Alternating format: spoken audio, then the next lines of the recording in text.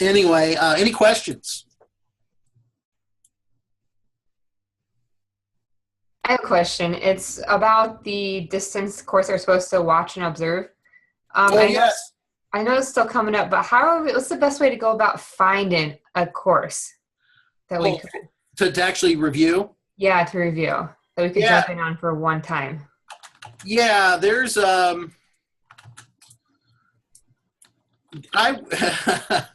I sometimes I can give you a few suggestions if you want a few courses to look at where I know folks would talk to you. Or what I've had people do in the past is look at the UNO catalog and they'll say, hey, Dr. Golig, I know someone in my department or somebody I've had a course with has an online course. Do you think they'd be willing? And having you reach out that way. The other ones, there's some of these MOOCs too that are open online. Like if you go to Stanford has several of them, massively open online courses that are actually kind of more like true courses. MIT used to have their Open University, and they're all on iTunes. They were essentially just recorded lectures. Yeah, I don't think those have developed much further, but I know Stanford has several. You can look up massively open online courses, but if you do that and look at a distance course, you need to reach out to somebody who manages that course or has developed that course so that you can get some feedback from them directly. Okay. And then I know the e-soil library and agronomy and horticulture has a lot of modules online, right? And Don Lee is one of the developers of that. And I would call that, there's some many massively open online course elements to that. And Leah Sandel is the contact for those. I'm sure Leah would talk to you. She's in agronomy and horticulture. Leah's great. Yeah, Leah's really good. I'm sure she just say, oh, Dr. Gold, she'll know I'm crazy enough to send you over there. So Okay. So I'm in another online class at this semester too. Is it possible to do one that I'm already participating in? you could. I don't care, but since you're like haven't been graded yet, I probably wouldn't.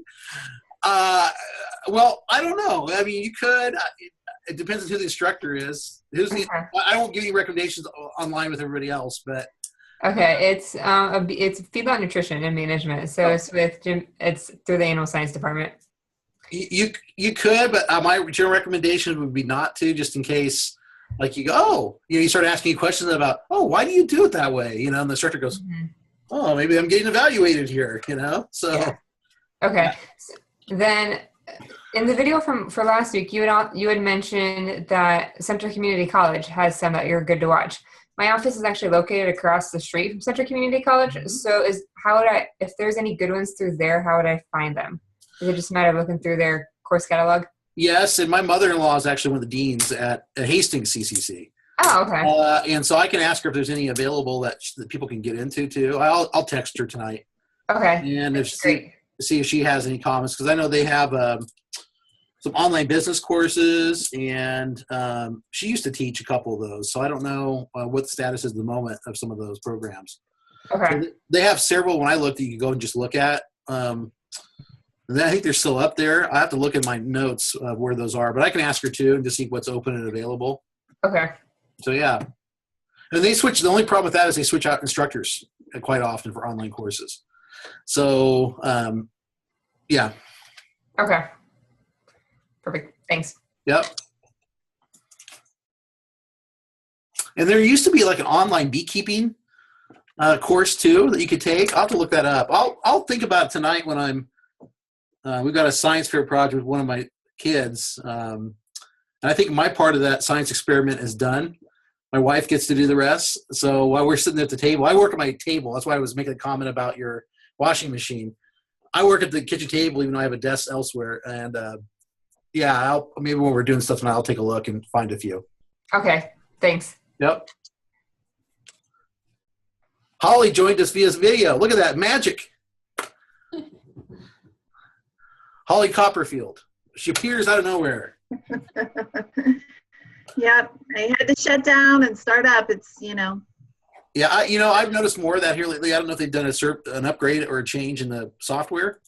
It's been pretty good otherwise. So. Yeah, and I did what you said. I just went through Zoom and just put the meeting ID in. So. Great.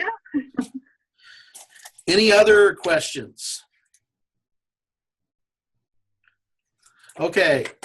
Well, if you do have questions as we go, let me know. I mean, it's not a big deal here. We're a small group. We're pretty informal.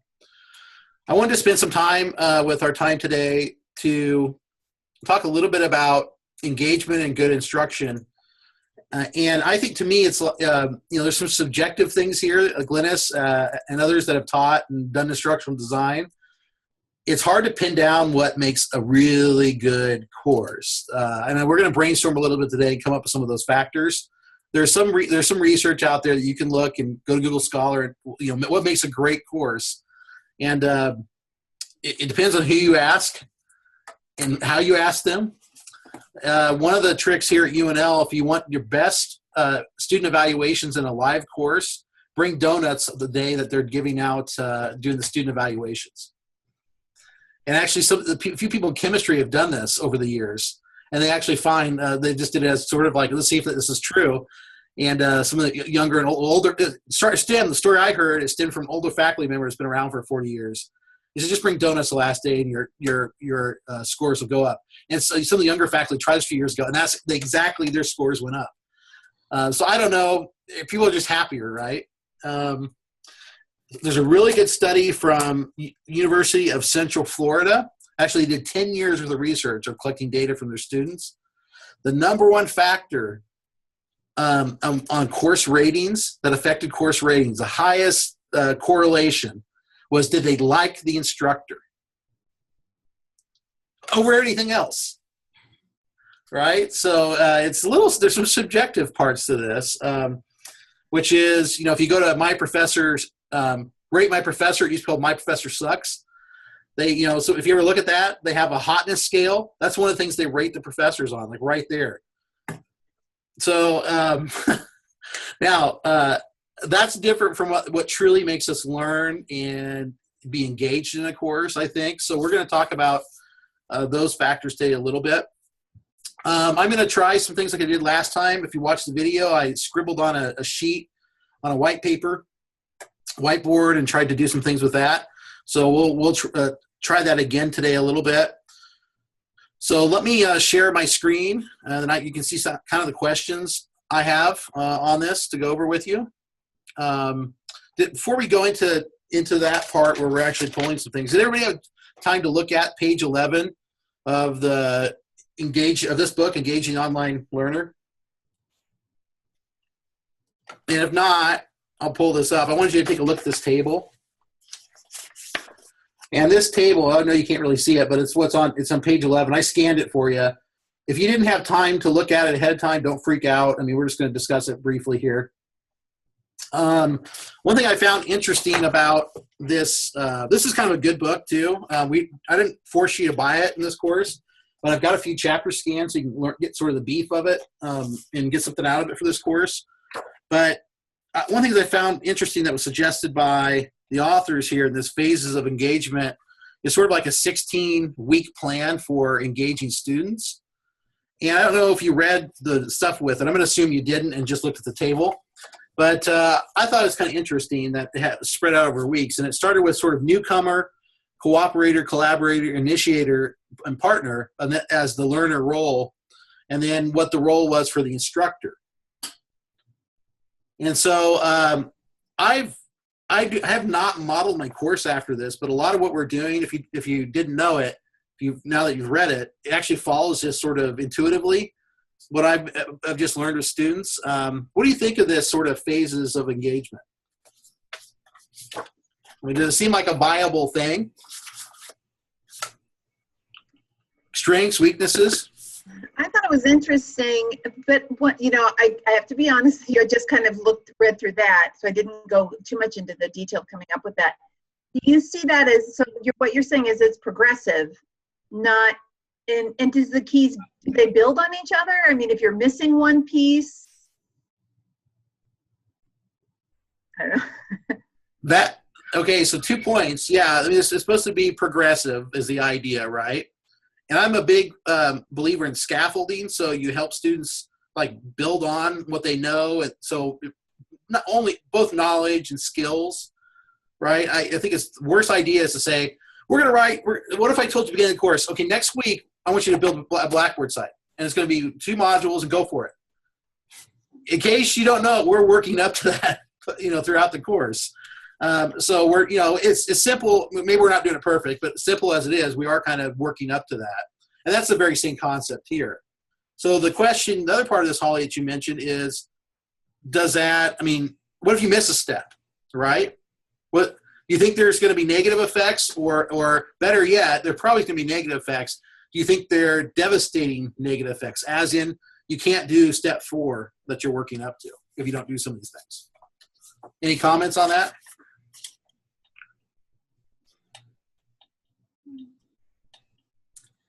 I have a question.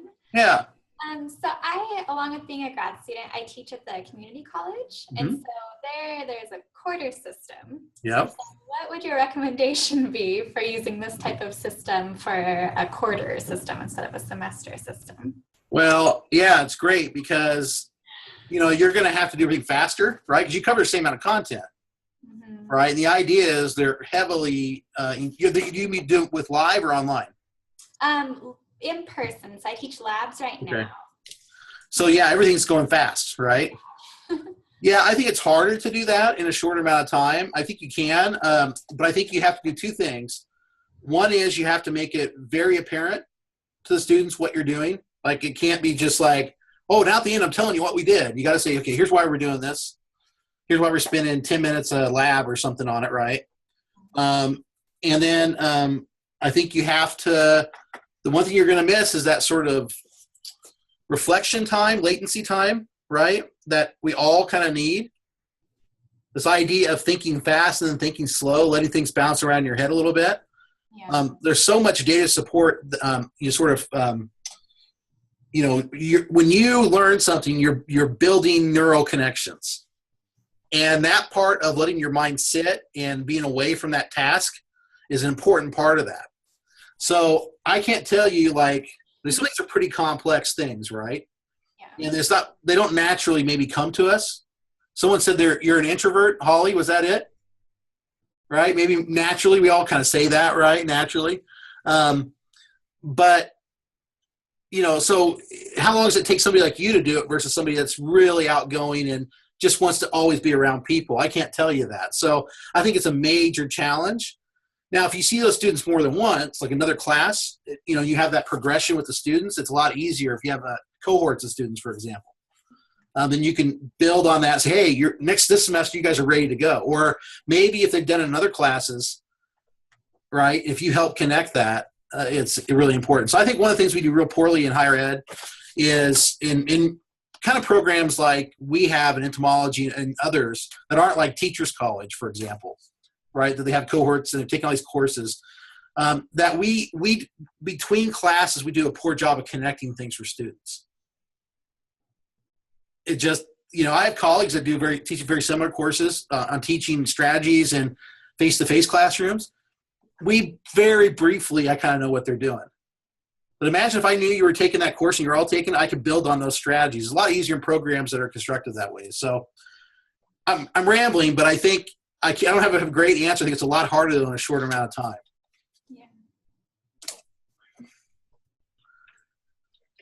Yeah.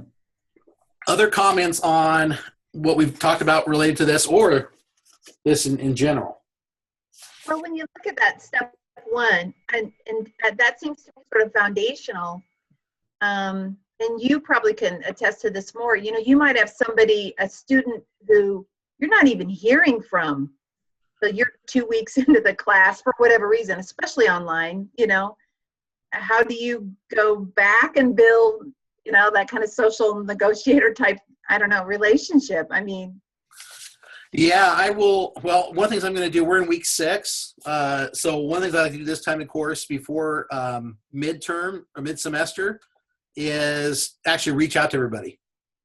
And I especially reach out to those that I haven't heard from or aren't engaged. And I find about half the time I never hear back from people. And about half the time I hear, oh yeah, I'm here. I just, it's just what I'm doing this semester. It's how I'm doing it, or I'm okay. Hope you think I'm okay. But then I hear 1 or 2 that are like, I'm going to get stuff to you. I'm so sorry. And, I'll get more engaged. And they just never do because things happen. Sure. So it's about a third of, I probably have 5 or 6 right now that aren't super engaged. I can go in and actually, if you knew this in Blackboard, I can go in and track how many times you've been in the Blackboard site when. And so I get an idea of sort of engagement with the online content. And that gives me an indicator of sort of how present you've been. So yeah, I do that. I kind of force that. Great study out of the University of El Paso where they use a system, it's called, I think, Starfish. Blackboard has a plugin for it. This has been about 10 years ago. And they, at the University of El Paso, have most of the students there, 40, 50, 60% are first generation college students. And they have a ton, of DWF, drop, withdrawal, fail. And when they started actually reaching out to students saying, hey, how are you doing a few times a semester, like they decreased DWF by over 20%. Just having the advisor reach out to the students once. And it's because students respond back, hey, I don't know how to keep up. And they would say, come talk to us. And just that one thing, that one little tool in Blackboard, they found 20%, which is incredible, right? I mean, if the University of Nebraska could get 20% reduction across the board in DWF, they like that because it's tuition dollars going out the door next semester. So, yeah, I mean, little things like that are really, really, really important. And I don't know, if you missed that first part, then we got to rebuild that social. I don't know how successful I am. Maybe one or two of those will. I think you're all sort of in a unique situation, right? Because you're all either non-traditional or adult students, like adult students, not 21, 22-year-olds. So there's a difference, believe it or not. So, you kind of have other things going on in life. Teaching another course, for example, work, family. So go ahead, Polly.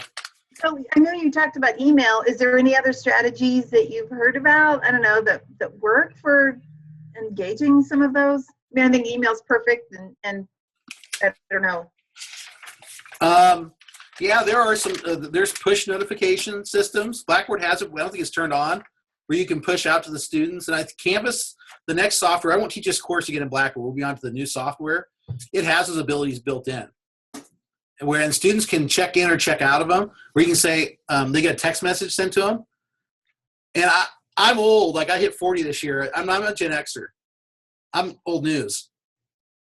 Well, not for the next 10, 15 years. I'll be out of my prime in 10 years or so.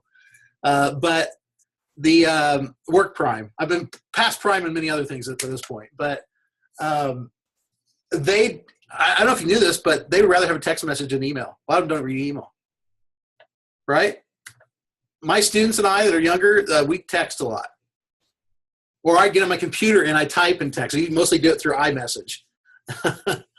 But yeah, that's another way. And then this is actually, what we're doing right now is one of those ways to force you to be engaged at least once.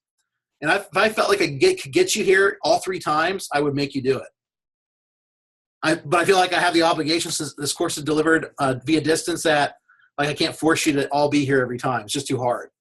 So that's another reason. I think besides students telling me they enjoy it, I think they feel like they're more connected and more likely to reach out to me if they do have problems. Any other suggestions? There's nothing worse than being in an online class and not being able to touch base with the instructor if or when you need that person. I mean, even just to, hey, I have the flu and I've been down for 3 weeks, and, just, there have been some classes that I've taken that have been online, and it's kind of like, well, I'm doing stuff out here, but does anybody care what I as a student am doing? Right. Nobody cares. I'm just out here. I'm doing my thing. I guess I'm doing okay. And there's no reciprocal engagement or interaction. Sometimes there's peer interaction where you're like, hey, has anybody heard from the instructor? Yeah, she yelled at me because I didn't turn in my assignment, but that's about it. But yeah, so those expectations and those trust relationships, I think it makes a world of difference. Yeah, and I'm not great at it. I get better every year I do it. And I think a lot of that is the energy, and you have to be really thoughtful about it, right? I think, I will not yet this semester, but I will start pinging everybody because of the mid-semester drop off the mat that everybody seems to have, faculty and students included. How's everybody doing? You'll start getting those from me. I don't know. There's a lot. I think you could always do more, right? But I've been told too, from students, I don't want more.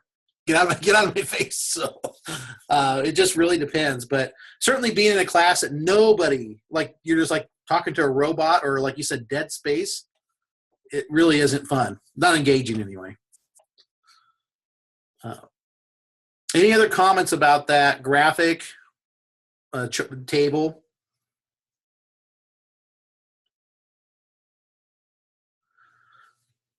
Okay, I thought it would be helpful too. The next step here is, and I'll see if I can't share my screen. I think that's where this tool that I want to use is actually located. Let's see. Now you can see all the great stuff. I was working on bumblebees today, so you can see all the cool stuff on my screen. Everybody see that?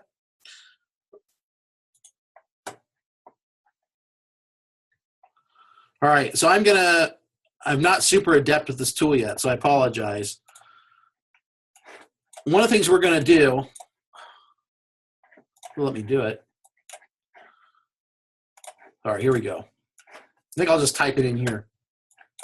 You can see this is sort of a behind the scenes thing. When I set up the classroom engagement stuff for today, is everybody still online? You hear me? Yeah, we can. Cool. All right, cool. I went to sort of enlarge screen so you can see this. Did everybody see the engagement and good instruction Word document there? Yes. Okay, cool. Actually, when I do this, I prepare things we can do today, so I kind of like do it by the fly. So I have several notes for myself of things we could do today. So we won't do all these, but just as sort of behind the scenes when I'm doing these live sessions, I actually plan out and think a little bit of questions and things we can do. So some of these, you can see what I see on my screen. Usually I hide this, but I'm going to do it in here. One of the things I want us to do is kind of talk about the types of engagement between instructors and students. And what I mean is sort of categories of engagement, not necessarily tools you use. Let's list a few of those. One of the things we mentioned today is sort of, I would call it sort of one way, which is, you see my messages coming up there. One way, which is sort of, I would call it more of a reach out type of thing. So the situation is, hey, I'm just reaching out to you. It's sort of a general question. What other type of engagements can you think of? This is students to faculty or faculty to students, not student to student. Chime in. Well, I think along with the one way is kind of that Socratic method where it's, I'm going to ask you a question and I expect a response, but it's not necessarily an interchange. Okay. Almost rhetorical, right? I'm going to post this. Almost, yeah. Oh, almost, right? Answer. What are other ways? What are we doing today, right now? Like a webinar, face-to-face through distance. And so what kind of, how would you call this? What would you call this interaction? Where we're sort of working together and brainstorming. Collaborative. Yeah. Right? I would call it collaborative learning. So we don't call it like a collaborative activity, exercise, right? So we don't confuse it with sort of those kind of strategies. Because I'm learning from you, believe it or not, too, as we do this. What other type of engagement? I'm not sure what, maybe type project-based, kind of field type of activities. Okay.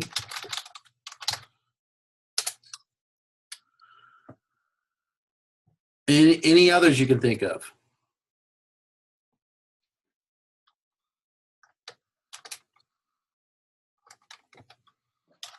I'm going to put one down here, reflective. So when we ask those sort of questions and I ask you to sort of reflect, and I do the same on learning and teaching, there's sort of that reflective engagement, which is sort of outward. We share that, right? And along with that, maybe sharing experiences. There's one other I'm thinking of. Someone mentioned it earlier as an important thing to sort of developing, Glennis mentioned, I think, developing a rapport with the instructor. There's a word that you used. Anybody remember that? Trust. Yeah, building trust.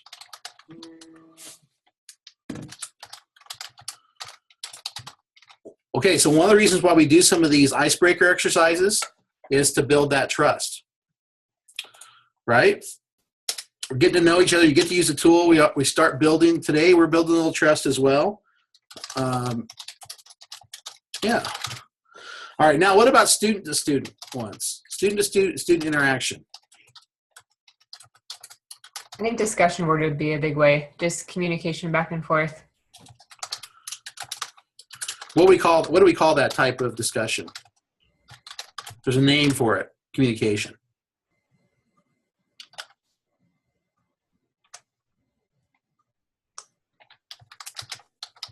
Asynchronous, right? I also think of asynchronous, maybe chime in here, as being a little, I wouldn't call it flat, but sort of stuttered, right? Because you respond, you wait to get back. It's not like a natural conversation over the phone, right? And it's not even the same as texting, because now texting so instantaneous, right? How about others? What would be an example of synchronous? Like we're doing right now. Okay, so on time, real time type of Yeah. discussion.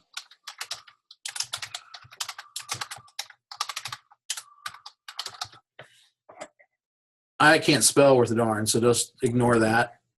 For the record, I'll admit it. What about what happens in peer learning environments? What do people typically do in peer learning?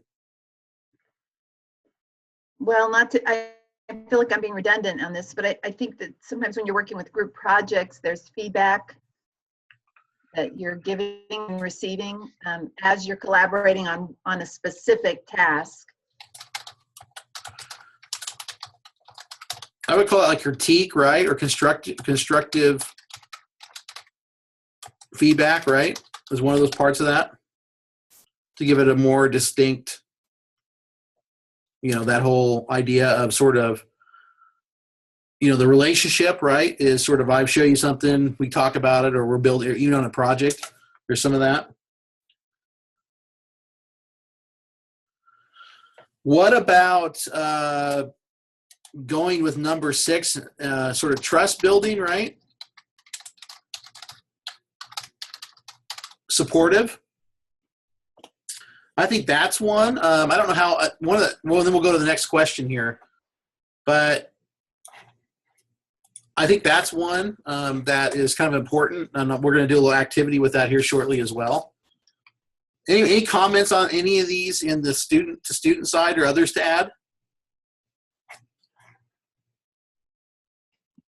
I think sometimes even in the student-to-student aspect, there's almost a mentorship role, especially when we have non-traditional learners who maybe have been, older, taken different jobs, whatever, and then there's maybe people have different experience levels. Sometimes that can spark some excitement of, hey, I never thought about doing this, but then I can go in this direction and build that rapport. Yep. I would agree. Any other comments? I think peer learning is becoming kind of a popular area. I know I've been helping with genetics a little bit on East Campus, and the lab/recitations for that predominantly has a really peer learning center, and I think it really helps the students learn and kind of promotes critical thinking. I don't know. I just think that's really good. Well, and I think you think it has something to do with comfort too for the students, learning from someone else that's a peer versus like me. Even though I try not to be a real, I don't know, I'm not very, maybe I'm not overly professional. I'm not into the whole, hey, I'm Dr. Golick thing, like some people are. But yeah, I think, I wonder if it's a lot of that, right? It's a little more comfortable talking to someone else that's been through it or going through it. Yeah. And it's easier to build trust with another student. Mhm. You know, one of the reasons we're doing the buddy thing is to build supports for you with someone else in the class and to build trust. And you are going to be, at the end of the course, critiquing each other's course sites. There is a peer review assignment. So I'm not dumping you right into peer review without kind of having that support with somebody. One thing I've gotten away from in this course with that buddy is I used to force the buddies to do an assignment together. So the assignment you're doing this week on teaching with the Finding Alternative Technologies, these have the buddies do it together. The only problem with that is a couple buddies always flake out. So I don't want to leave the buddies, and I think part of that is because trust doesn't get built in 4 weeks or whatever. And I want you to see other technologies out there enough ahead of time before you start building your course sites. So we've got a way of actually doing a lot of work together with your buddies. And so one of the things that we're doing is just trying to get you to reach out to each other and get to find somebody throughout the semester sort of as an alternative. So, and it just goes back to having like a peer, right? Or having a mentor or somebody, you know, if not a mentor, like, hey, I'm older, I've a lot more distance courses. Hey, I'm good at this. You're good at this. Let's share some ideas. You know, the mentors, you know, I think we tend to think of mentorship as a one-way thing. And mentorship can really be a two-way thing. It tends to be one just because, you know, I have mentors here for Extension. I have Bob Wright, who's a faculty member, and him and I go to him when I have questions about Extension. But then again, I think he looks to me and other things too that he's not experienced in. So I don't know if he would call me a mentor, but because it's funny having a 63-year-old guy called a 40-year-old guy a mentor. But I think in students' case, it's a lot easier, right, to sort of share that, the aspects of that. So that's what I'm trying to encourage.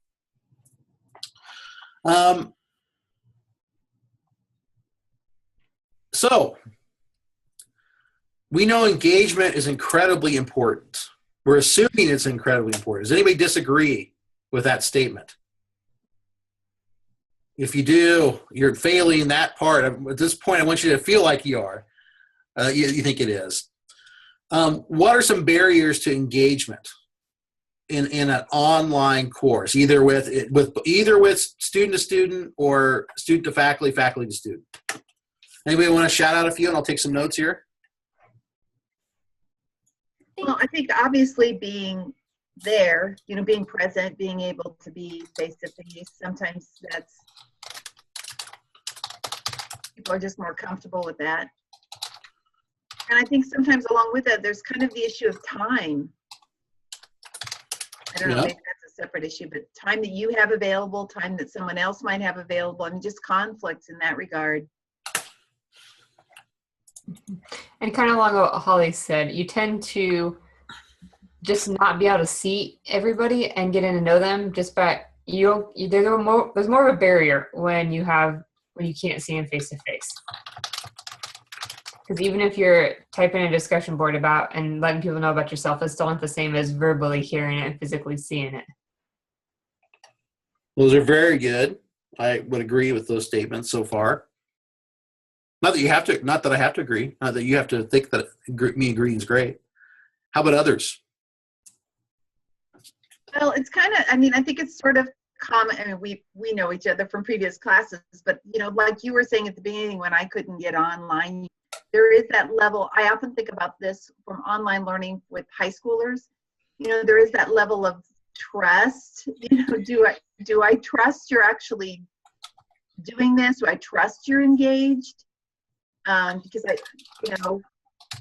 sometimes don't know if there's the maturity there for somebody to be, for someone that is actually mature enough to be online. I mean, I'm not sure. I'm not sure how best to word that, but Well, and maturity, and let's also throw in that table too, sort of like learner experience. Maybe there's an element to that too. If this is the first time you're doing this, I think that's another element too. Let's say this is your 10th online course. You've seen enough and know how to engage to get what you need out of the course. I think that helps a lot too. So I'll put those two together. Glennis, have you responded yet? I have not, but actually I was thinking like the actual technological piece. So Good. like the GUI or the interface with which, it's being conducted. And I know that kind of goes into generational learning things too, how comfortable we all are with technology, and how quickly we can pick up new technology if they decide to go to, say, a different system or different interface. There's challenges to learning just inherent in actually using the technology. Yep. I put your notes there, but I put, technology and those comments, generational too, right? I was reading a real interesting article on are millennials different in their use and want of use of technology in the classroom today. It was pretty kind of interesting. How about any others? I think another one could just be what each student wants to get out of the class. Because if someone is really interested in what we're talking about, they'd be more engaged compared to somebody who's not nearly as interested, but they're more taking it because they need to. I like that one. Yeah, I think it's true. We were just kind of talking about that earlier with some feedback I've gotten from students. Some students just won't. They don't have either want to or can't because of other life, other things they got going on in life. The next part, what I want to do is spend, we don't have to address every one of these, but I think overcoming barriers of engagement in making a course good, so to speak, or better. Let's talk about some ways or strategies or tech use or whatever to overcome some of these barriers. And if you want to tie it to a particular barrier, that's fine too. And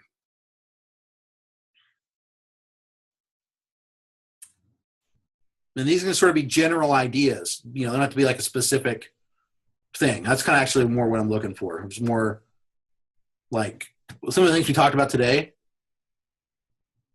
Well, I think one of the things we talked about when we were kind of discussing that page 11 is, building that classroom experience. You're the instructor, you're kind of socially negotiating and building those trust and trying to create as much of a face-to-face experience as you can. Okay. So I've got down here, building engagement, which I can't spell, like I said, experience, and building trust. What are some other ideas? To add to that, I think the instructor being really kind of present and maybe like trying to help motivate the students can really help with online courses. Okay. Do you think it's motivating engagement or getting the work done? What do you mean by that last part? Maybe motivating engagement. Okay. Or facilitating, right? Either way. I would agree with that, because if you feel like you have a professor that's disconnected and not really engaged, then you're not as likely to be motivated, and you feel like it's not really worth your effort if they're not putting the effort into it. I think that goes to the time issue also. You have the ability in a distance ed kind of class to do office hours or maybe non-traditional hours, or like you did with us, kind of trying to figure out when the best time to meet or discuss something. There's a little bit of flexibility that's built in there with a distance education class. Is that flexibility due to the nature of the class or opportunity? I would say probably both. the nature of the class, I mean, and then the means by which it's conducted. There's opportunities, you know, if you're in a distance learning class, I mean, if your instructor decides to do office hours at say 10 o'clock at night, they can kind of do that. More so than like having students go to like a traditional classroom, you know, so they're getting in their truck and they're driving and then they're, you know, what, you want me to show up at 10 o'clock at night? You're crazy.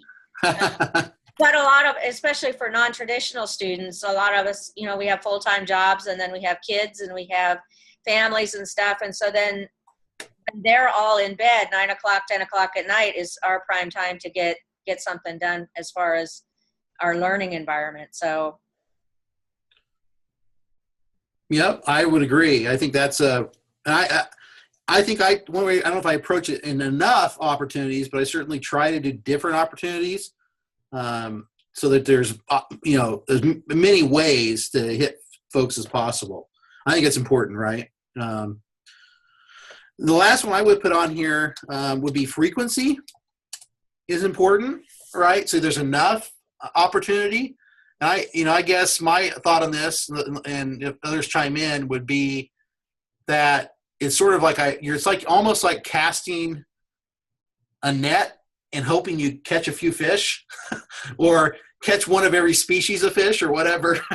You're not trying to catch all the fish. So I know some students won't respond. I know some students won't be like today. I knew we would have a few of you.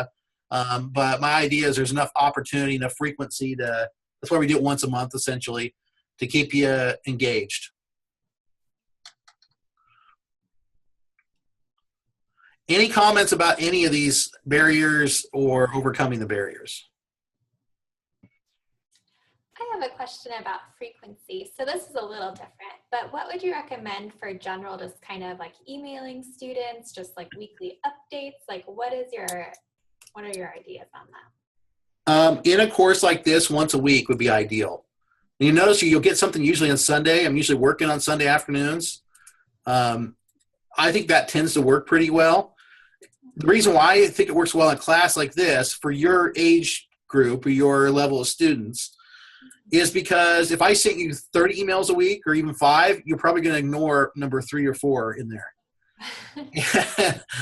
You're like, I usually only email if I think it's fairly important. So, and that's just because that's how I work. If you send me 90 emails and I don't have time to respond to one of them right away, probably I'm going to read 1 and 90 is what I'm going to read. The ones in between probably aren't going to get read as closely.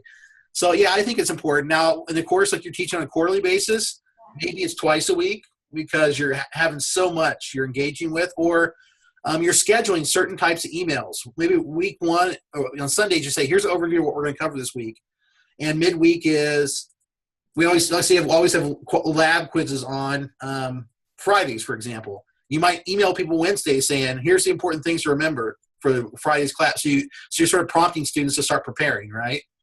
So I think it kind of depends on that, the nature of your course and the number of things, but not too much, but enough, but not too much would be my answer. I have one other activity I want you to do, or we're going to do together today. And it actually, I'm going to look at the chat here. I want you to look at the chat box in a second, and I'm going to send this out to you. We are going to go to a link here. I did a Poll Everywhere last time. We're going to do Poll Junkie, and I want you to respond to the question there. And the question essentially is, if you click on that link, it should take you to a window. What one element do you think is the most important in a successful distance-delivered course? Not necessarily online, but any distance-delivered course. I want you to type your response in there, and I will show you the responses as they come live. So does everybody see that poll when they get there? Type that in. And I won't show you my screen. I stopped sharing, so I don't want you to cheat and copy me.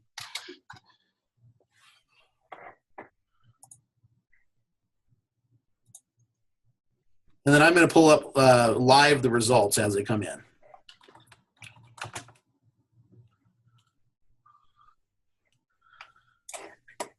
Everybody got their response quite yet as you're working on it?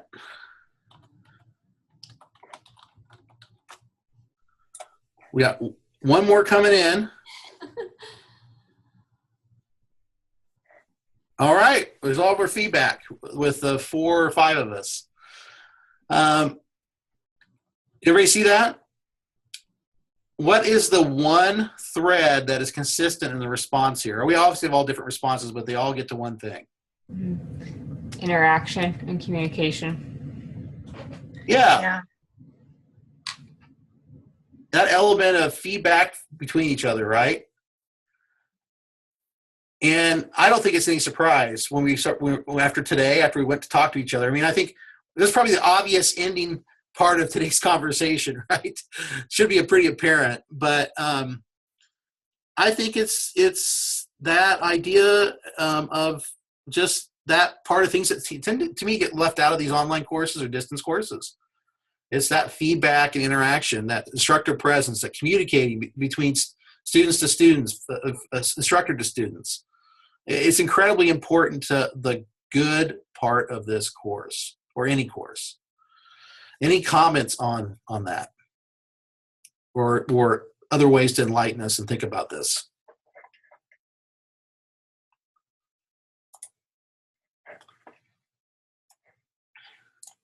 No brilliant words of wisdom here? Well, I will say something. When I was doing my poll, I was thinking, I guess I was thinking more of like, what has happened in an online class that was a challenge, that was difficult, that was something that was frustrating to me or whatever, rather than thinking, which I want to be, is more thinking of, hey, what was positive about the class? What was the best thing about this class? And I think it does go back to communication. Mm-hmm. How many, hold your fingers up, how many online courses have you all taken, including this one? Or are taken? I took a hybrid class too, so. That's fine. Count that one. Put your fingers up. I don't have enough fingers. I've taken like 20. Wow. I'm not sure how many. It'd take me a while to think back. I'm going to share a story with you, not because I feel particularly old, but my first online course I took was the summer of 1995 through Central Community College. It was an ethics course that was not developed by Central Community College. It was developed by some other community college on the East Coast, and it was videotape. And I went and took proctored tests. I just watched these boring videotapes about ethics, read the readings, and took the course. It was the most single boring course I took my entire college career, and not engaging at all. And I remember about this much of it. About this much. I can tell you a few of the names of the people that were founding historical ethics people in the 1700s. But that's about it. And it was 2 old guys sitting on chairs, and they were probably in their 60s. They're probably dead by now, talking to each other. Like Statler and Waldorf from the Muppets? Almost. But not quite. But almost. Yeah, and it almost didn't have anything to do. None of that stuff was matched up very well, right? I mean, it wasn't like they were talking about stuff that you were taking the exam on. So I think what's important about this, our max person is 20, and then the rest of us are 2, 3, 4. Go teach an online course now.